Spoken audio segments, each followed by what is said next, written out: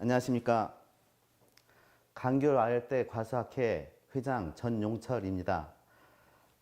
전국적으로 코로나19로 많은 행사가 취소되는 와중에서도 제주에서 강귤 박람회가 개최돼서 열리게 된 것을 진심으로 축하드립니다.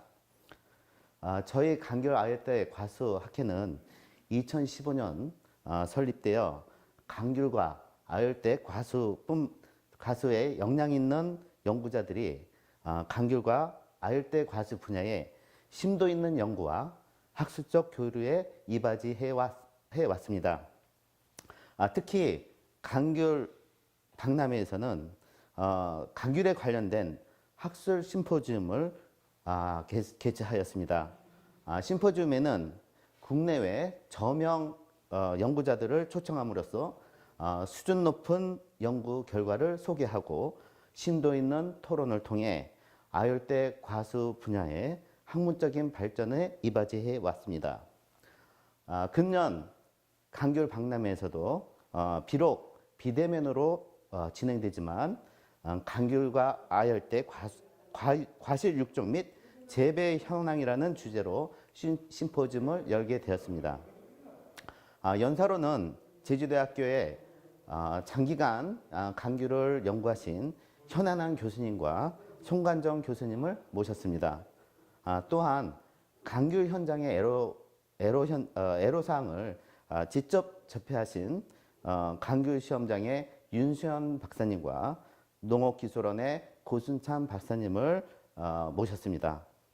아무쪼록 이번 심포지움이 강귤 산업 발전에 크게 이바지할 수 있도록 바랍니다.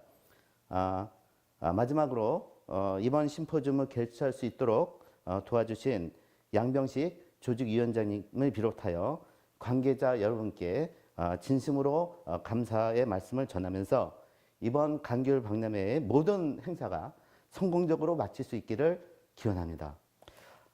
다음은 당도색 크기를 원하는 강귤 농가를 위해서라는 주제를 가지고 제주대학교의 현해남 교수님께서 발표해 주시겠습니다.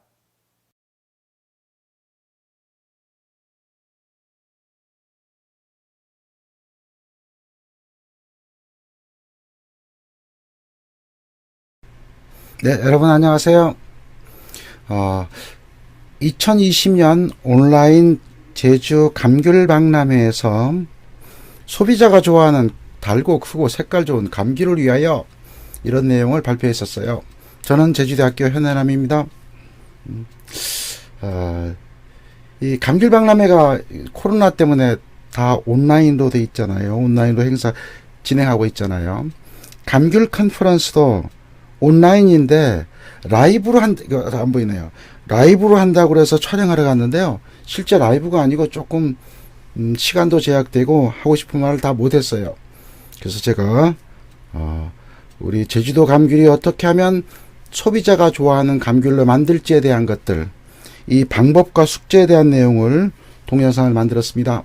우리 농업기술원에서 이러한 내용을 해도 됩니까 했더니 기술공감에 감귤 마루 기술공감에 올렸으면 좋겠다고 해서 준비를 했습니다. 감귤 품질은 여러 요인에 의해서 영향을 받습니다. 하나에 의해서만 영향을 받는 건 아니에요. 제일 중요한 거는요, 여러 가지가 있죠. 이렇게 여러 가지가 있어서 만약에 품종도 좋고 다 좋고 재배 기술도 좋고 기상 조건도 좋으면 감귤이 갖고 있는 가장 좋은 당도를 유지할 수가 있습니다. 어느 한 요인에 의해서 결정되는 건 아니에요. 네. 품종을 볼게요. 품종이 가장 중요해요. 여러분 천혜향이나 황금향이나 레드향이나 온주나 청견이나 허귤 예, 그거 시잖아요. 그렇기 때문에 어떤 품종을 선택하느냐에 따라서 사실은 품종이 가장 중요합니다. 재배기술 상당히 중요해요. 여러분 품종을 좋은 걸 선택했다고 칩시다. 근데 재배기술이 떨어지면은요 아무 의미 없어요. 재배기술은 첫째가 이겁니다. 햇빛이 잘 들도록 간벌하는 거예요. 간벌하면요 햇빛이요 다 나무로 축축축축 햇빛이 들 수밖에 없죠. 그러면 당도가 높아지겠죠. 그러나 이렇게 밀식 재배를 하면 여기에 있는 감귤들은 햇빛을 못 받기 때문에 당도가 좋아질 수가 없어요. 전정도요. 주로 햇빛이 잘 드는 것을 목적으로 전정하는 것도 중요합니다. 생산도 중요하죠. 항상 우리 농업기술원과 행정에서 얘기하는 것, 농협에서 얘기하는 내용들이 대과 소가를 줄이기 위해서 열매 쏟기를 하세요. 이런 얘기하는데 이것도 되게 중요한 거예요.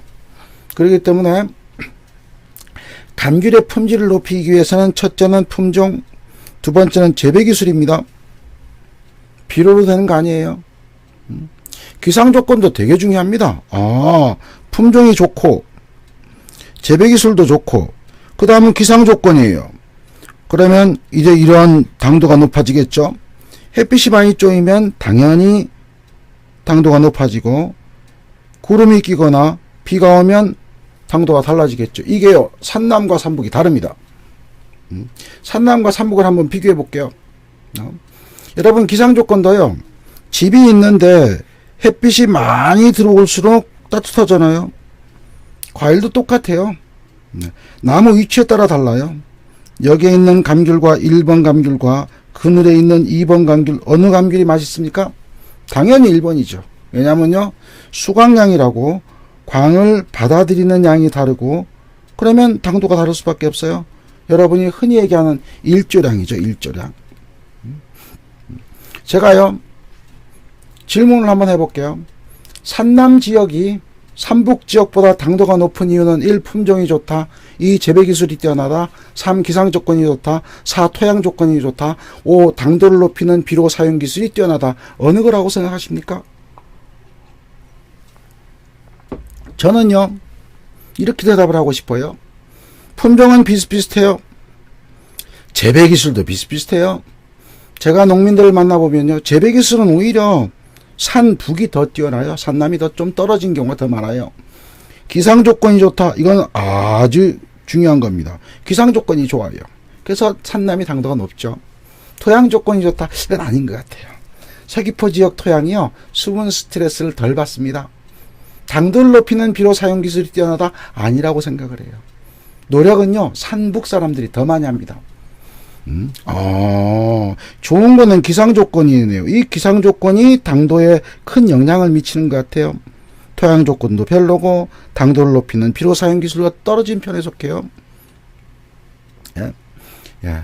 그 감귤 당도가 높아지는 여름 지난 날씨가요, 서귀포는요, 남향이기 때문에 일조량도 좋고 수강량이 많아져요.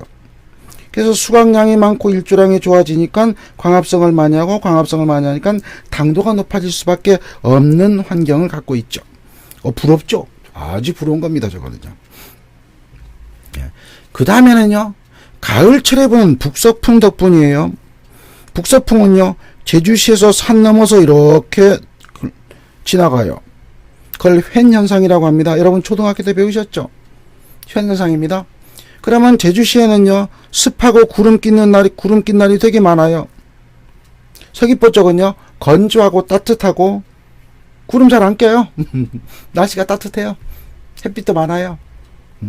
그렇기 때문에 산남이 날씨가 좋기 때문에 산북은 산북보다 유리할 수밖에 없죠. 그러니까 당도에는 산남이 훨씬 더 유리한 조건을 갖고 있습니다. 토양 수분을 볼까요? 토양 수분은요, 화산의 토냐, 비화산의 토냐에 따라 많이 달라져요. 이 비화산의 토는요, 토양 수분 스트레스를 많이 받는 지역에 속합니다. 까만색 토양은요, 수분 스트레스를 잘 안 받아요. 가뭄도 잘 안 타요. 여러분 타이백도 미리 덮어놓지 않으면 수분이 다 날아가지 않아요. 감질이 붓기도 해요. 그것도요, 토양의 요인이 되게 커요. 뿌리가 길면 그러면 부피가 많이 생기거든요. 토양 수분 스트레스를 볼게요. 이렇게 그 갈색 토양, 비화산의 토인 토양에는 평균 유효 수분 함량이 15%밖에 안 돼요. 근데 까만색 토양들은요, 남쪽에 있는 토양들은 유효 수분 함량이 30%나 돼요. 토양마다 다 달라요. 그렇지만 30%나 돼요. 다 달라요. 그렇지만 이것을 보면은요, 오히려 제주시 쪽이 더 좋다는 거죠. 이 말은 무슨 말이냐? 타입백 농사를 지었을 때 제주시 쪽 비화산의 토양이 더 유리할 수 있는 요건을 갖고 있다는 겁니다. 그러면요, 기상조건과 토양을 한번 정리해 볼게요. 비화산의 토양은 당도에 유리해요. 타입백을 씌웠을 때 당도가 높아질 수 있는 이런 여건이 좋습니다. 일조량은요, 불리해요. 산남은요, 타입백으로 효과를 높이는 게 힘들어요. 시기를 잘 맞추지 않으면 그러면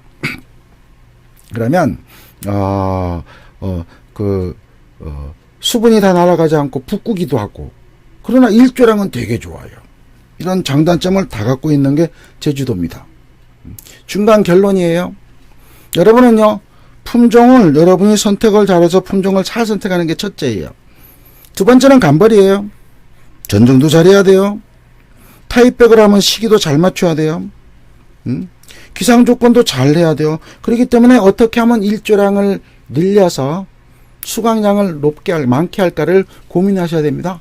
그렇기 때문에 내 밭에 만약에 방풍수가 그늘진 곳이 많다면 그늘진 곳에 있는 감귤은 맛있을 수가 없어요.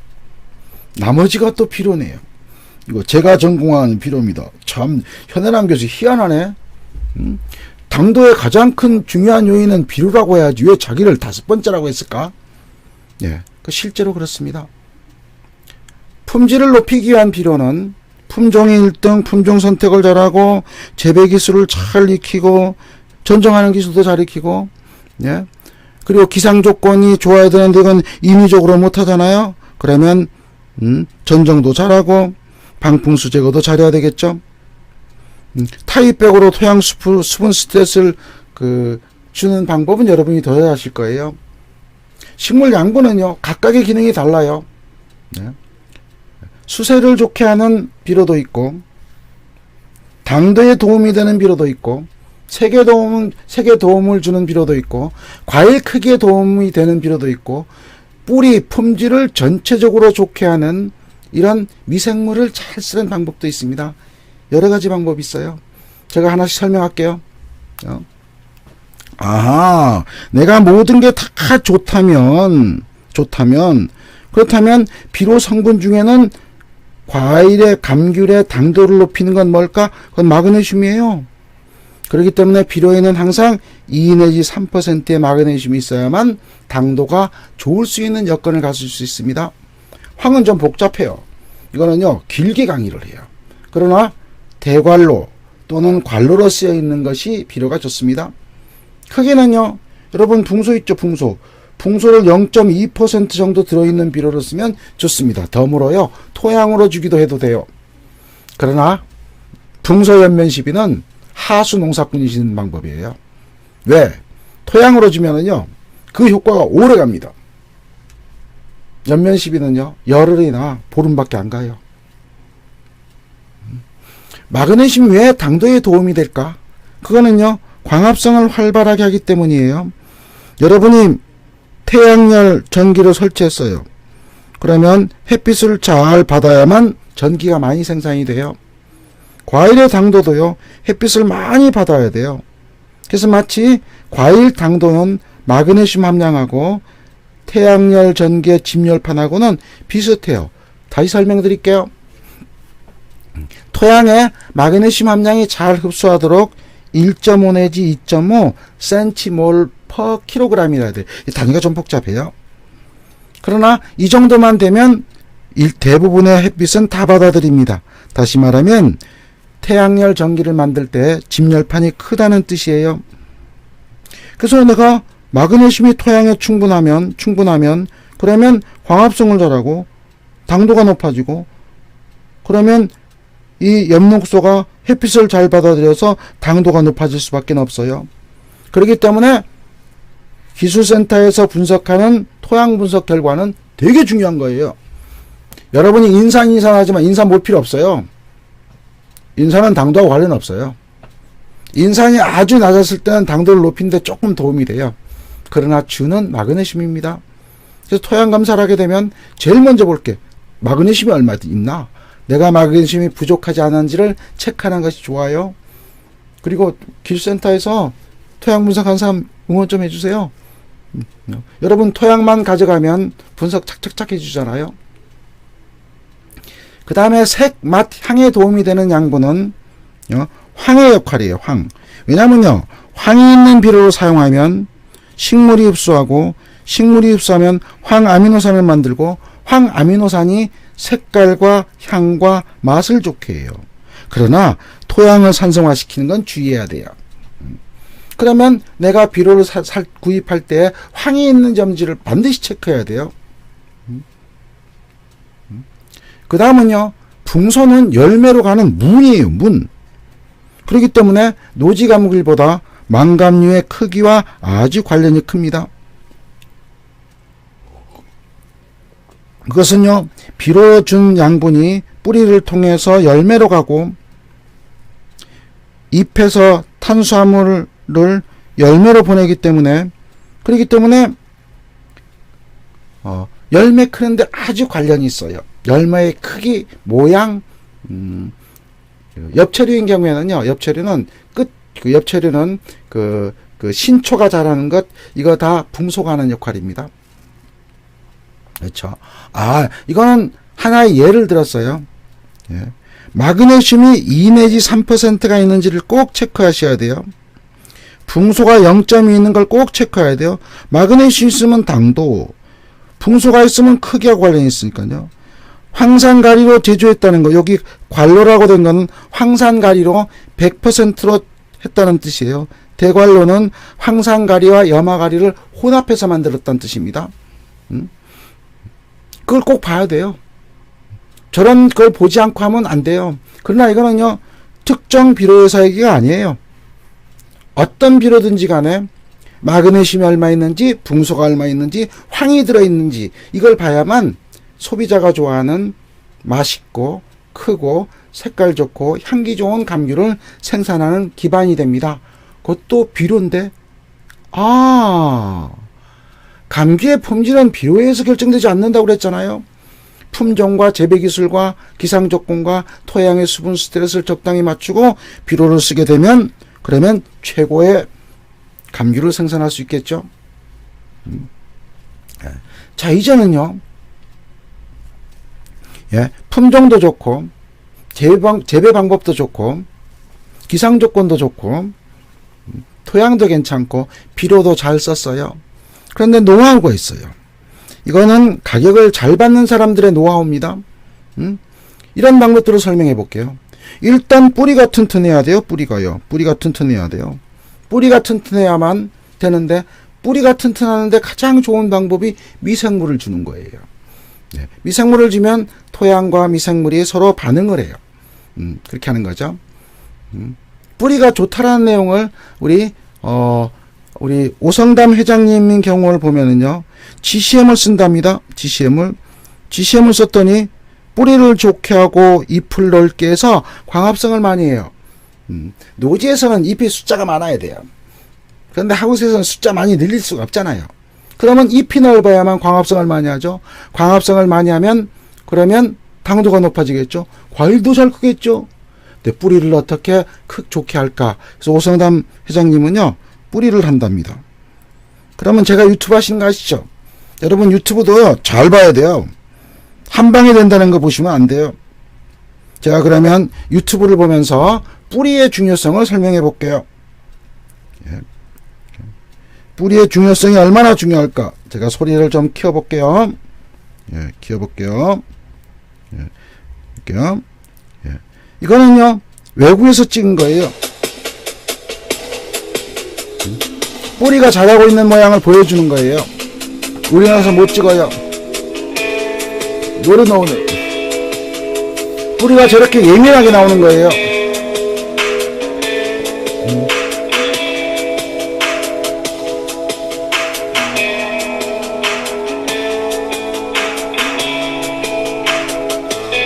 옆에 조그맣게 털처럼 나오죠. 저게 뿌리털입니다. 저 뿌리털이 양분을 흡수하는 거예요. 조금만 더 볼게요. 저 뿌리털이 손상이 가면 지상구가 좋아질 수 없어요.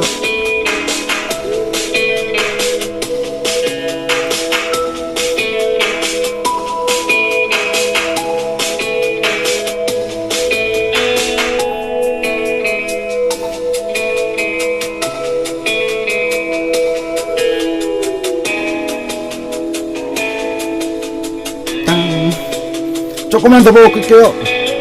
뿌리가 나옵니다. 저 뿌리 주변에는요 여러가지 성분이 나오고, 그렇기 때문에 여러가지 병균도 달라붙고 아주 저게 복잡해져요. 그러면 저 주변이 깨끗해지면 지상군은 좋을 수밖에 없는 거예요.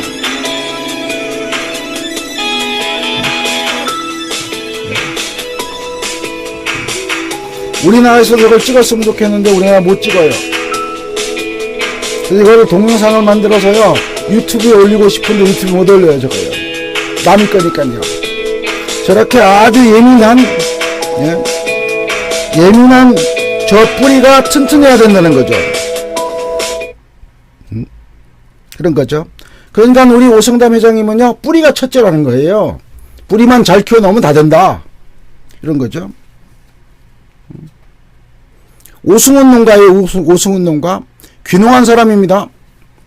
GCM을 사용해서 2017년도 특별상, 2018년도 19년도 금상 받으셨어요. 저 사람도 뿌리를 튼튼하게 만드는 거예요. 그러니까 당연히 지상부는 좋아질 수밖에 없어요. 지상부를 보고 얘기하는 사람은요 하수예요. 뿌리를 볼 줄 아는 사람이 고수예요. 뿌리를 키우는 사람이 농사 잘 짓는 사람이에요. 귀농인의 자랑이죠. 저도 이것도요 감귤박람회 가서 이분이 한 그 내용을 사진 찍어 온 거예요. 이건 연합 농어민 신문이군요. 농어민 신문이에요. 예, 친환경 감귤 하시네요. 친환경 감귤 하더라도 여러분이 농약 친 것보다 더 깨끗하게 생산합니다. GCM하고 퇴비차를 갖고 쓰시는요 오남종 회장님이에요. 친환경 연합회 회장님이세요.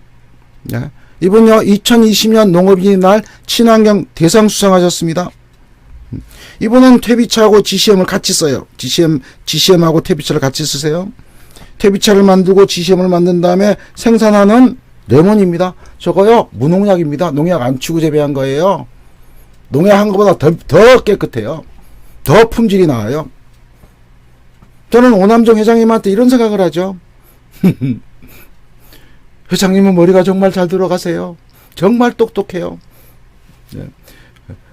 아마 현장에서 하는 교수가 된다면 나 우리 오 회장을 회장으로 교수로 시키고 싶어요. 그래요. 5kg에 7만 원은 옛날에 들은 얘기인데 지금은 얼마인지 모르겠어요. 그러나 다른 사람보다 항상 비싸게 받고요. 다 생산하자마자 다 팔아버립니다. 예. 이 사람은요 2011년도에 귀농한 사람이에요.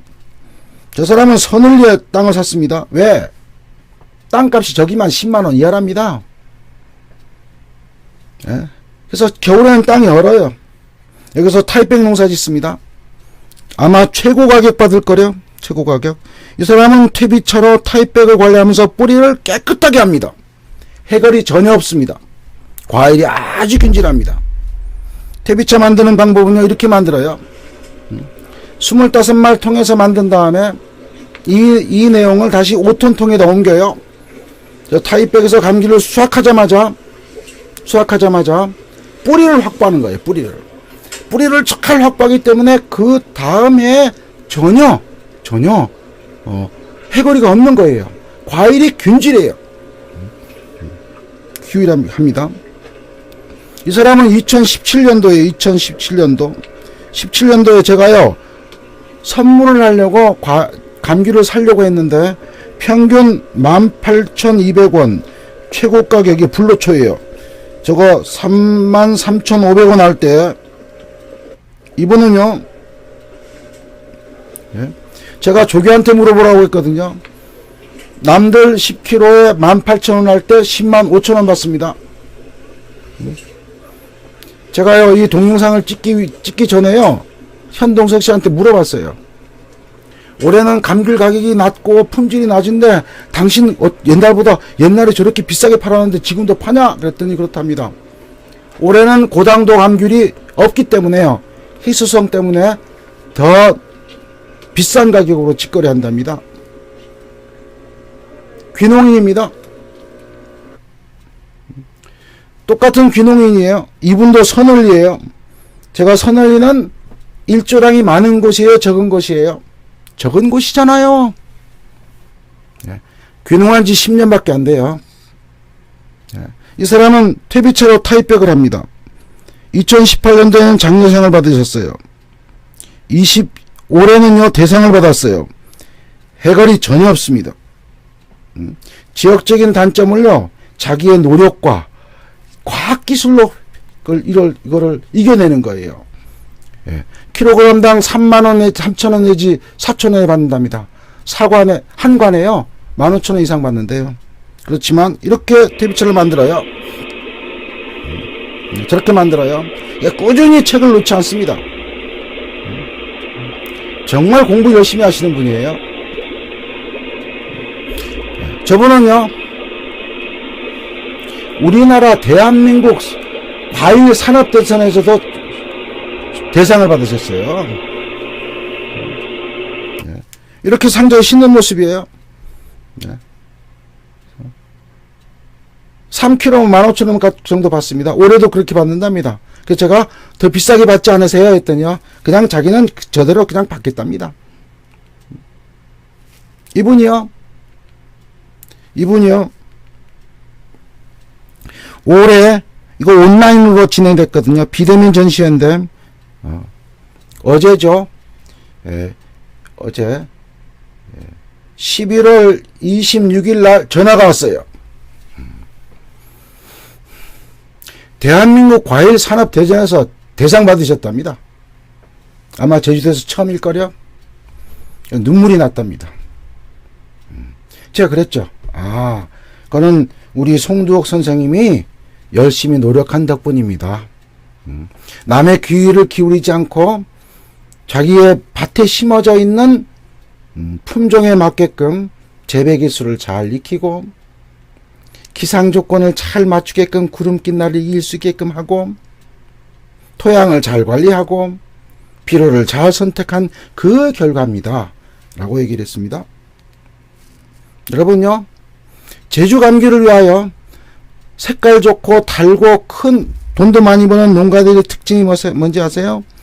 품종에 맞고 재배 기술을 자꾸 발전시키고 기상 여건을 자꾸 개선시키고 토양을 잘 관리하고 품질을 높이고 이거는 기본이에요. 기본. 힘들어요. 뿌리에 좋게끔 GCM이나 퇴비차나 여러가지 미생물을 토양에 충분하게 줘서 뿌리를 일단 튼튼하게 만들어버리는 거예요. 그 다음은 위에 있는 건 좀 쉬워요. 쉬워요. 네. 네. 올해처럼 다 공통적입니다. 올해처럼 품질이 낮은 애는 가격을 더 많이 받아요. 고품질 감귤이 귀하답니다. 벌써 예약 다 끝나버렸대요. 이분들의 특징입니다. 그러면요, 소비자가 외면하고 설익고 시고 맛없는 감귤 생산 농가들의 특징이 뭔지 아세요? 익기 전에 먼저 몰래 팔아야지. 저런 분은요, 여러분 사회에서 없애버려야 돼요. 저 사람 때문에, 극조생 때문에 제주 감귤이요, 가격이요, 몇백억, 몇천억이 손해버리지 몰라요. 없애버려야 돼, 이거요. 예? 영양제 주면 당도 높아져요? 저분은요, 초등학교도 안 나온 무식한 사람이에요. 여러분 영양제 먹으면요, 서울대 할까요? 여러분 영양제 먹으면 손흥민처럼 축구 잘해요? 그런다면 영양제 먹을만해요. 영양제요, 아무 의미 없는 거예요. 품질하고는 아무 의미 없는 거예요. 예? 뭐 재배기술 토양 다 필요 없어. 정책 탓이야 이거 농업기술은 뭐 하는 거야? 도청은 도대체 뭐 하는 거야? 농협은 뭐 잠자고 있어? 이렇게 남만 탓하는 사람. 이 사람요, 죽어도요 고품질 못 만들어요. 저한테 이런 얘기 질문 많이 합니다. 한 방에 당도 높이는 비료 그거 좀 해주세요. 그러면서 이런 비료가 한 방에 당도를 높인다는데 경 교수님 이게 맞습니까? 물으면 딱 그래요. 제가요. 저 머리 아파서 대답 못해요. 한 방에 모든 거 해결하는 게 어디 있어요? 그리고 이거를요, 아무리 비싸도 사겠다고 생각하는 사람 되게 많아요. 불쌍합니다. 영양제나 한 방에 영양제 설명해 볼게요. 여러분요, 이 스타벅스가 비싸고 맛있어요. 한 5,000원 넘을 거예요. 그러나 이 스타벅스 커피를 25말 500리터 통에다 넣어서 물을 채우면 이거 스타벅스 커피의 맹물이에요. 맹물이잖아요. 여러분 병에 들어있는 영양제였으면 당도가 높아질 거라고 생각하는 사람은요 초등학교보다 더하기 빼기 못하는 사람이에요. 제가요 설탕물을 여기다 넣었어요. 설탕물을 그 숟가락으로 하나 넣어서 설탕물 달게 만들었어요. 이거 그냥 마시면 괜찮아요.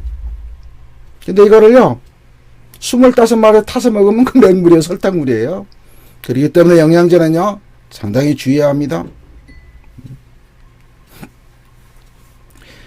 이 말로 마무리하고 싶어요. 시몬 페레스 이스라엘 대통령입니다. 2007년부터 2014년 농업에 대한 이런 생각을 많이 하신 분이에요. 대통령도 하고 총리도 하고 노벨상도 받았어요. 이스라엘은요 우리나라보다 땅이 좋은 땅이에요, 나쁜 땅이에요? 나쁜 땅이잖아요. 그런데도 이스라엘은 농산물 수출국입니다. 그 기반을 만드신 분이에요. 이분이 이렇게 얘기했습니다. 농업인들은 95%가 노동이고 과학기술은 5%라고 생각한다. 그런 생각으로는 가난을 벗어날 수가 없다. 농업은 95%가 과학이요 기술이다. 농업 노동은 5%에 지나지 않는다. 그래서 기술 농업을 강조하신 분입니다. 제주도도 이제는요 기술 농업이어야 돼요. 귀동냥 농법은 안 되는 거예요, 여러분. 속상합니다. 여러분들요, 어떻게 하면 당도를 높일까를 고민하는 것보다 여러분들이 어떻게 하면 내가 필요한 것이 무엇인지를 자꾸 생각하면서 기술을 높이고 당도를 높일 수 있는 여러 가지 과학기술을 많이 습득하시기를 바라겠습니다. 이상으로 끝내겠습니다. 여러분 반가웠습니다. 감사합니다.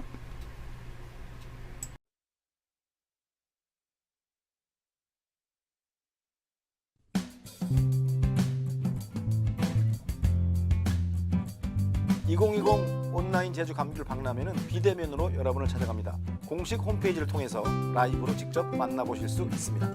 온라인 전시관에서 올해 참여한 61개 업체의 농기자재와 가공제품 업체 정보는 물론 내일 11시부터 3시까지 라이브로 현장의 소식을 생생하게 전해드리겠습니다.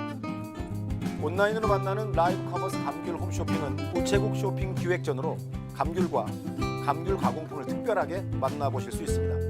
11월 27일부터 30일까지 4일간 매일 12시에 여러분을 찾아갑니다. 감귤 요리, 은은한 감귤차, 그리고 다식들은 여러분께 직접 전해드리지 못하지만 저희들이 대신 맛을 보고 그 생생한 맛을 여러분께 전해드리겠습니다. 2019 감귤 요리 대회 우승자 양우석이 올해 다시 돌아옵니다. 그가 만드는 감귤 타코의 요리 직접 만나보실 수 있습니다.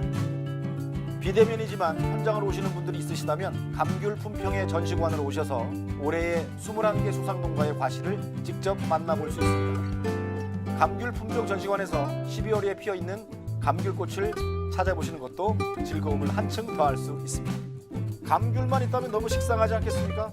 감귤 가공제품 전시관에서는 감귤 가공제품 그리고 화장품 같은 다양한 제품들을 만나볼 수 있습니다.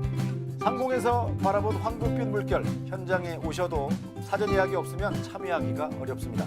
감귤 따기 체험은 사전 예약제로 운영이 되고 있기 때문이죠. 자, 지금 제주에 여행을 오신 분, 아니면 지금 제주에 살고 계신 분, 코로나 때문에 감귤은 너무너무 사고 싶은데 살 수 있는 방법을 찾고 계신가요? 그렇다면 저희 감귤 박람회 현장 드라이브 스루로 오셔서 감귤을 직접 겟하시면 되겠습니다. 감귤 드라이브 스루를 예약하신 100분께는 이렇게 귀여운 핸드크림과 마스크 스트랩 그리고 핸드폰 그립톡까지 선물로 드립니다. 제주도의 푸른 하늘 아래 감귤나무를 키워보고 싶으십니까? 그렇다면 감귤명인 김진성 씨가 어떻게 감귤나무를 잘 키울 수 있는지를 여러분께 직접 알려드립니다. 아주 어려운 것 같은데 비대면 시대에 딱 맞게 SNS로 농가의 제품을 판매하는 사회적 기업 농업법인 공심채 홍창욱 대표의 감귤농가 SNS 마케팅에 대해 알려드리는 시간도 마련되어 있습니다. 제주 감귤 박람회 현장에는 무대가 있고 여러분 응원은 집에서 랜으로 해주시기 바랍니다. 지난 7월부터 예선으로 열심히 참여하신 분들 중에서 본선에 올라오신 분들이 펼쳐지는 귤빛 가요제는 11월 28일 오후 2시부터 여러분을 찾아가겠습니다. 제주 감귤 박람회 현장에 오실 수 없다면 집에서 편안하게 클릭 하시면서 아주 손쉽게 제주 감귤을 집에서 받으실 수 있습니다. 바로 시간별로 있는 감귤 홈쇼핑과 30일 날 감귤 퀴즈 프로그램을 집중 집중해 주세요. 감귤 퀴즈 프로그램에서는 시청자와 비대면 온라인 쌍방향 소통으로 퀴즈 대전을 이어갑니다. 자, 이렇게 아주 풍성하게 2020 온라인 제주 감귤 박람회가 준비가 되어 있습니다. 이제 여러분 직접 참여하셔서 즐겨주시기 바랍니다.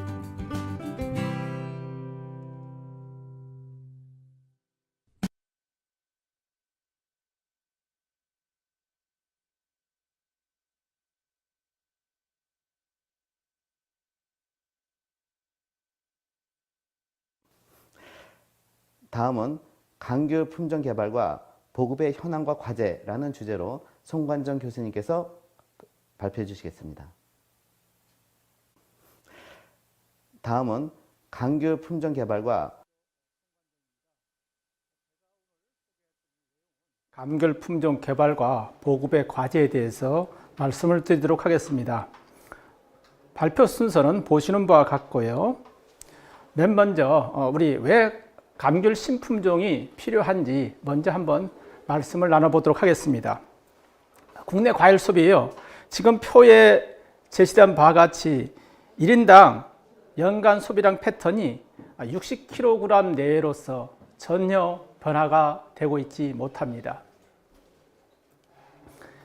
장기적으로 보면은요, 이게 인구가 계속 감소할 거고, 그래서 이제 이게 1인당 소비량이 늘지 않으면 우리 감귤에 대한 생산량을 줄이지 않고서는 공급과 수요의 법칙에 따라서 가격이 하락될 수밖에 없다는 그런 얘기를 말씀드리고 싶고요. 두 번째는 지금 경기 침체가 계속되고 있고요. 그 다음에 1인 가구가 증가되고 있고, 우리 코로나 사태가 어떻게 될지 모르겠어요. 그러다 보니까 과일을 소비하는 이런 패턴이 바뀌고 있는 것이죠. 그러다 보니까 과일 소비층은 사실은 품질과 맛이 차별이 있지 않으면 사실은 손이 가지 않는 거예요. 오른쪽 그림에처럼 우리가 사과배, 감귤, 포도 뭐 이런 이제 주요 과정의 연간 소비량, 1인당 소비량을 보면은요, 노란 색깔이 이렇게 감소되는 것이거든요. 이게 중간에 진한 회색이 기타 과일입니다. 자두, 살구 이런 거예요. 그 다음에 옅은 회색이 외국 소비 과실입니다. 뭐 바나나, 파인애플 뭐 이런 것들이거든요. 전체적으로 우리가 품질, 차별화되지 않는 소비자 입맛에 맞지 않는 그런 과실을 생산해봐야 소용이 없다는 것이죠. 입에 맞춤 이런 것만이 우리가 살아남을 길이다. 이제 이런 것들은 사실은 우리가 이제 새로운 품종으로 공급이 되지 않는 이상 우리가 온주밀감 30년, 50년 같은 것을 계속 먹고 있잖아요. 그 사람들은 한 번씩 여러 번 다 먹어봤고 차별화가 되지 않고 품질의 변화도 없는 것이거든요. 우리가 이렇게 신품종의 고품질, 차별화를 통해서 감귤 산업의 경쟁력을 높일 수 있는데 우리가 이제 신품종을 만들었을 때 어느 정도 가치가 있는지 한번 이야기를 나눠보도록 하겠습니다. 지금 이제 11년부터 작년 19년까지 감귤의 제한 면적 변화거든요. 우리가 거의 2만 헥타르 내로 유지가 되고 있는데 보시면 노지하고 망감류 이렇게 비교해 보십시오. 노지는 17,000에서 14,000까지 3,000 헥타르 이상 줄었는데 이에서 하우스 밀감이나 월동 밀감이나 제면적은 비슷합니다. 망감류 면적만이 온주 밀감 감소 면적을 대체하고 있는 것입니다. 사실 망감류는 고품질이지 않습니까? 2000년도 이후에 우리가 많이 공급되고 있는, 재배되고 있는 생산 과실입니다. 만일 망감류가 도입되지 않고 우리가 노지의 온주밀감만 생각한다 그러면 아마 지금 있는 8,500억, 9,000억 달성하지 못하죠. 망감류가 지금 한 3,000억 수준까지 올라가고 있는데 이러한 것들이 우리의 감귤 산업의 제주 경제를 지탱하는 그런 버팀목이 된다는 것이죠. 그만큼 감귤의 신품종이 기여하는 바가 크다고 얘기할 수가 있겠습니다. 우리 국내 감귤 품종 개발 현황에 대해서 살펴보도록 하겠습니다. 지금 색깔로 표시되어 있는 것들이 감귤연구소라든가 노란색은 기술원에서 출원한 신품종이 되겠습니다. 오른쪽에 일부 그런 주요 품종에 대한 특성들이 제시가 되고 있습니다. 보시면은 당도가 어느 정도인지 숫기가 언제인지를 알 수가 있습니다. 맨 위에 하얀색을 보이면은 궁천 및 흥진조색, 그 다음에 유라조생이에요. 그 다음에 간평, 우리가 이제 뭐 한라봉, 그 다음에 천양에 있는 쳇독화, 황금향, 뭐 이런 거하고 비교했을 때 우리가 우리 감귤연구소나 기술원에서 육성한 품종들이 훨씬 월등하냐, 이런 것을 생각해 볼 필요가 있는 거죠. 현재 작년까지 감귤연구소에서 23개 품종을 육성했고요. 도농기술에서 2개 품종을 출원했고요. 민간 종묘에서도 6개 품종을 출원을 했는데, 과연 우리 농업인 입장에서 이러한 품종들이 우리가 충분히 육중과의 권리를 인정하면서 이런 품종들을 심을 만하다, 이렇게 생각되는 것이 얼마나 있는지는 모르겠습니다.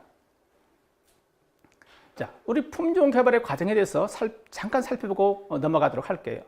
교배제압을 작성하고 교배를 해서 지금 이제 보시는 바와 같이 꽃에다가 꽃가루를 묻혀가지고 라벨을 달고요. 그것이 1년 동안 되고요. 1년 지나서 과일이 성숙이 되면 수확해서 종자를 꺼내게 됩니다. 그 종자를 포트에 파종해서 육묘를 1년 하고요. 1년 육묘한 것을 육종 포장에 정식을 해서 외줄기로 키워내는 것입니다. 3년에서 5년 걸리고요. 그리고 3m 이상 키운 가지 끝을 다시 접을 해서 고접 육무를 하게 되면 2년, 3년 후에 과실이 착과되면서 과실 특성 평가를 할 수가 있고요. 이때부터 한 3년 이상의 평가를 할 수가 있습니다. 그 다음에 지역적 시험을 거치고 우수하다 그러면 우리가 선발해서 출원할 수 있겠습니다. 보통 이제 짧으면 15년 내외, 길면 한 20년 내에 이렇게 걸리는 것이죠. 이만큼 품종의 육성 기간이 길죠. 그러니까 미래 수요를 예측하고 접근을 해야 되겠습니다. 지금부터는 외국 품종 개발의 동향을 보도록 하겠습니다. 외국 품종들은 어떤 목표를 가지고 육성되고 있는가? 고당도 삼배체로서 씨가 없는 거, 그 다음에 차별화될 수 있는 거, 내병성 품종 개발에 주력하고 있습니다. 지금 보여주는 표는 여러분들이 많이 익히 알고 있고 지금 일부 생산되고 있는 아스미, 아스키 이런 겁니다. 지금 저기에 보시면은요, 내병성에 궤양병, 더댕이병 거의 걸리지 않는 것이죠. 우리 육성 품종들, 국내 육성 품종들은 궤양병이나 더댕이병에 대해서 저항성이 어떨까요? 한번 생각을 해볼 필요가 있습니다. 이 품종들이 뭐 특별하게 뭐 얼만큼 뭐 월등하냐? 한번 표를 보시죠. 습기도 비슷하고 당도는 좀 높을 수 있지만 실은 제가 표시하지 않는 것을 보시면요, 가시 발생입니다. 아스미는 가시가 많고요. 그 다음에 또 종자를 보십시오. 종자가 몇 개가 생기는 건지. 농업인들이 알지 못하는 부분, 그냥 당도가 좋다 이런 것만 알고 있지만 사실은 알려지지 않는 것, 가시가 많다든가 종자가 생기는 것, 이런 것들까지 모르고서 5년, 7년 키우고 나서 과일을 팔려고 했더니 이런 것들이 문제가 될 수 있거든요. 그렇기 때문에 당도는 높이지만 외국에서는 또 다른 육종 목표를 가지고 접근하는 것이죠. 차별합니다. 당도는 필수고요. 지금 보시는 바와 같이 3배체 육종을 하고 있습니다. 씨가 하나도 생기지 않습니다. 그 다음에 과육에 이렇게 안토시안 색깔을 낼 수 있는 그런 품종을 선발하고 있는 것이죠. 오른쪽 그림을 보시면요, 이렇게 호주에서 수행하고 있는, 외국에서 스페인에서 수행하고 있는 그런 내병성 품종을 어떻게 육성해내는지 그런 과정을 보여주고 있습니다. 유묘 단계에서 곰팡이를 일부러 뿌려주는 거죠. 그래서 거기에 견디는 그런 것만 과일을 착과시켜서 내병성이 있고 과실 품질이 좋은 것을 선발을 하게 되는 것입니다. 이거는 잠깐 한번 보도록 할게요.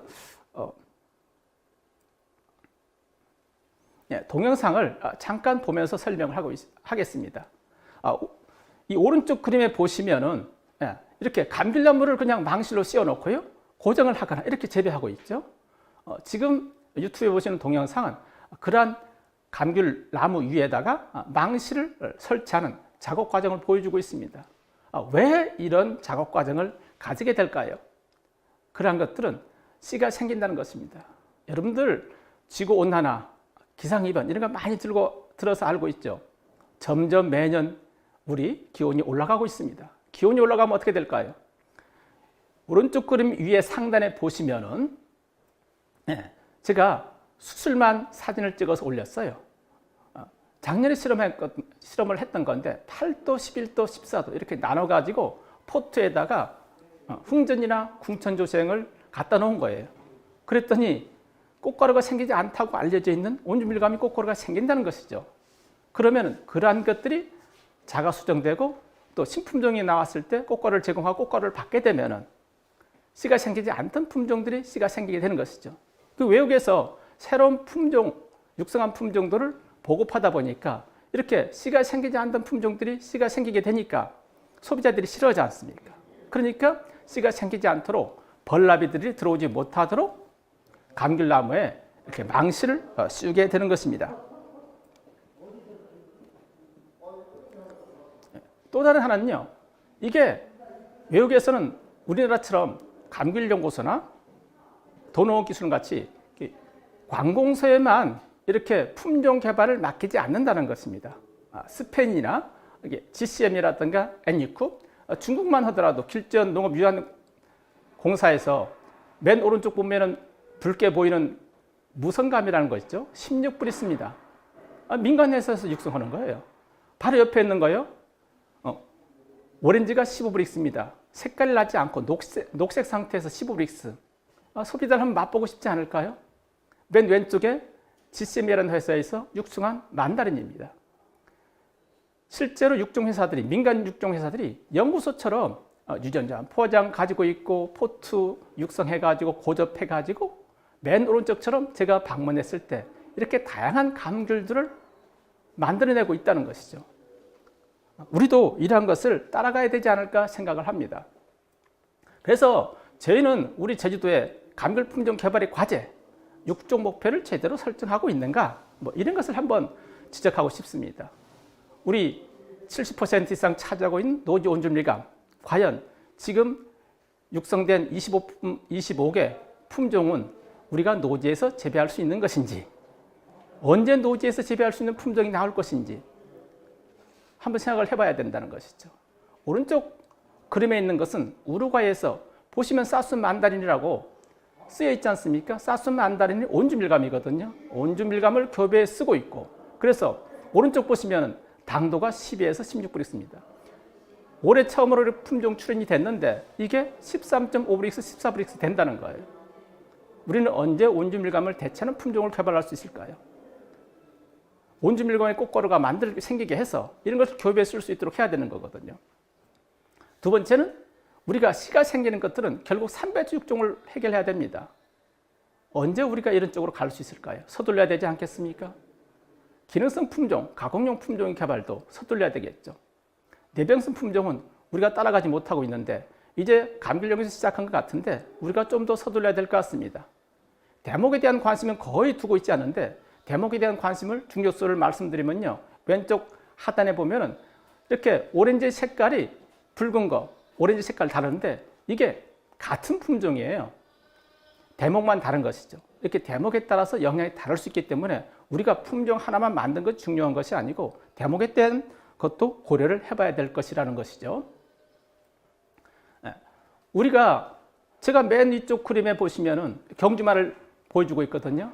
우리가 품종 개발해서 보급은요, 경주마, 경주는 같습니다. 지금 극조생중 다 유라 실생으로 다 심고 있지 않습니까? 이거 심고 나서 아무리 조금 좋은 품종이 나온다고 한다고 치면은 이미 심어놓은 유라조생, 감귤나무를 다 캐내고 그걸로 심을 수 있겠어요? 심기 전에 해야 되는 것이지 심고 나서는 10년, 20년 동안 캐낼 수가 없습니다. 우리가 한 번 심어서 수익을 보려고 그러면 5년 이상 기다려야 되지 않습니까? 잘 알고 계시는 바와 같이. 그래서 우리가 경주하는 것처럼 육종을 이게 스피드 육종을 해야 되는 것이죠. 스마트한 거에 비해서 스피드 육종. 그래서 지금 보시면은 우리가 스마트하게 하려고 그러면요, 이미 DNA 이런 감귤 선발하는 그런 계통에서 붉은색이 있을지 없을지, 내병순 형제는 가지고 있는지 없는지를 확인할 수 있도록, 그래서 효율적으로 들어있지 않으면 버리고 들어있는 것만 골라서 선발해 나가는 것이죠. 이거는 조금 다른 얘기지만 독일의 IPK라는 육종회사 얘기예요. 식물 재배 온실이에요. 보시면 지상부만 관찰하는 것이 아니고 눈에 보이지 않는 지하부의 상태까지 관찰할 수 있는 그런 시스템으로 발전하고 있습니다.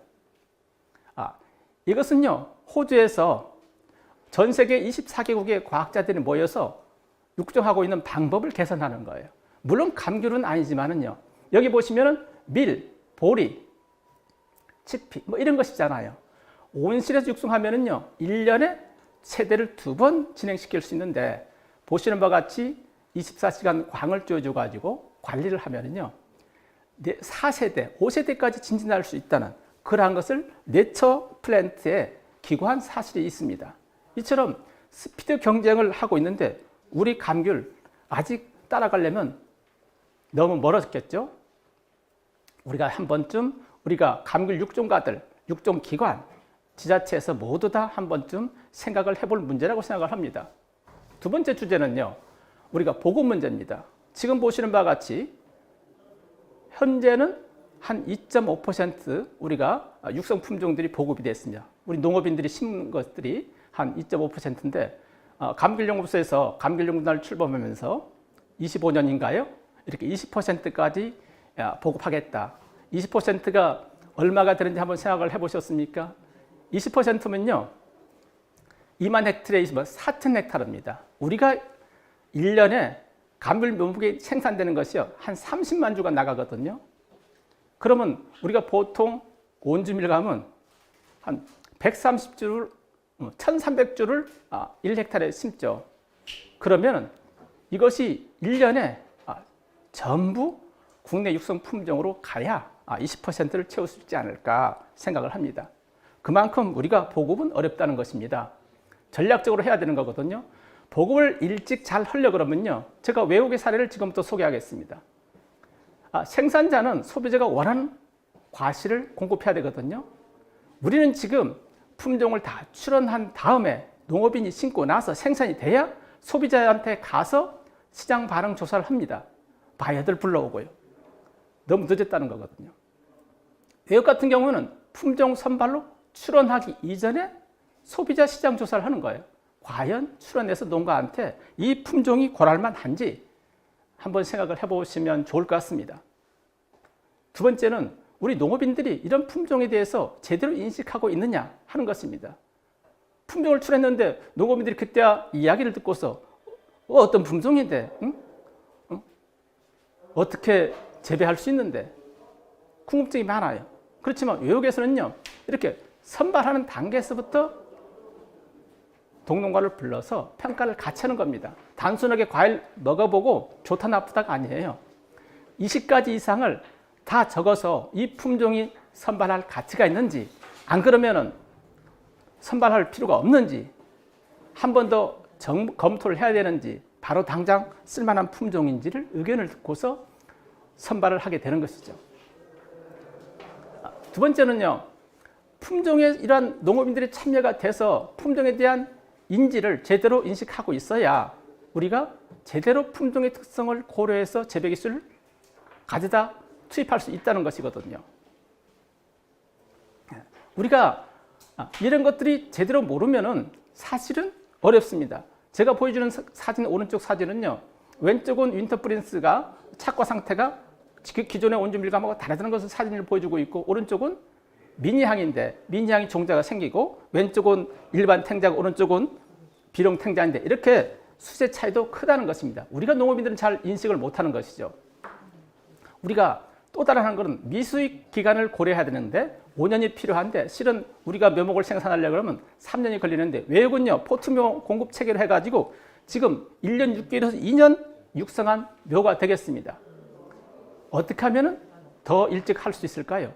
지금 1년 6개월짜리 그 사진에 보시는 바와 같이 이러한 묘목, 우리는 3년이 걸려서 하는 거고, 저기는 1년 반에 걸려서 하는 거니까, 우리는 품종 출원해가지고 이런 품종 좋다는데 어디 가서 묘목 걷지? 아직 묘목 생산하지 못하고 있습니다. 너무 늦었다는 거죠. 다른 품종 심어서 캐낼 수가 없으니까요.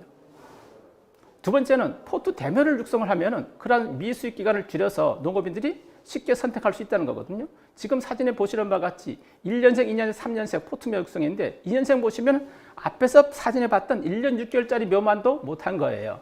우리가 이러한 포트묘 육성과 포트 대묘에 대해서 체계적으로 접근을 해야 되겠습니다. 또 한 가지는 우리가 묘목을 공급하는 묘목 업체들도 체질 개선이 필요해요. 그냥 묘목 팔고 그냥 끝난다 뭐 이런 것이 아니고요. 실제로 우리가 묘목 관리를 잘해서 실제 묘목 업체에서 신품종에 대해서 평가할 수 있는 전시포를 가지고 있어요. 농업인들이 오면은 이 품종 이런 특성을 가지고 있습니다. 과실 이 정도입니다. 이렇게 해야 농업인들이 믿고 살 수 있는 것이죠. 실은 오른쪽 위에 사진은 신품종 스페인리스인데요. 한 나무에 150유로, 20만 원짜리 로얄티를 주고 심은 나무가 되겠습니다. 현재 우리 신품종에 대한 홍보를 하기 위해서 한 제주 전체 한 12군데 전시포를 만들어서 하고 있는데 전시포 만들어서 언제 착과 달립니까? 5년 이상 기다려야 되지 않습니까? 그러니까 우리가 실제로 묘목 생산하기 전에 지금 어떻습니까? 우리가 묘목 생산은 묘목을 만들어서 선전하고 있는데 그에 대한 특성을 보려고 그러면 전시포 어디 있어? 이미 과일도 안 달리고 있습니다. 준비가 제대로 안 됐습니다. 농업인들이 결정하기 어렵지 않겠습니까? 제대로 눈으로 확인하고 심을 수 있어야 시행착오가 없는 것인데 그래서 저희는 앞에서 말씀드린 것 같이 우리가 감귤 산업이 지속적으로 경쟁을 확보하기 위해서는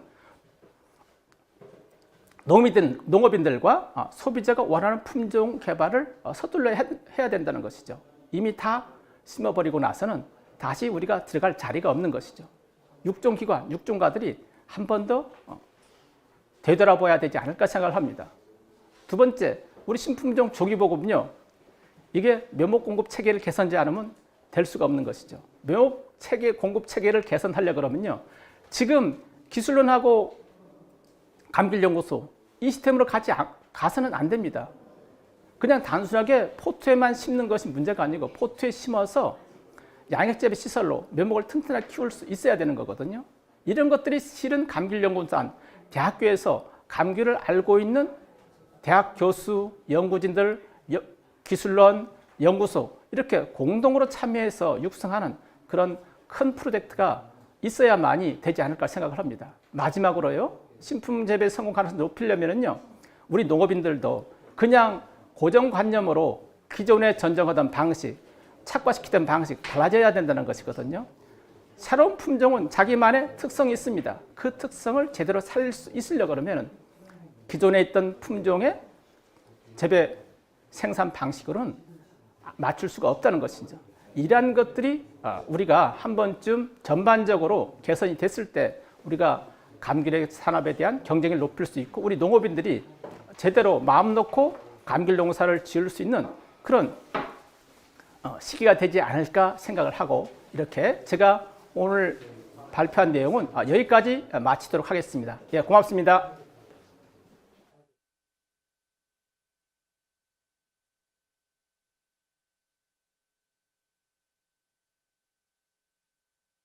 이것으로 감귤과 아열대 과수 육종 및 재배 현황에 대해서 문혜 연사님의 발표를 들었습니다. 감사합니다. 이것으로 감귤과 아열대 과수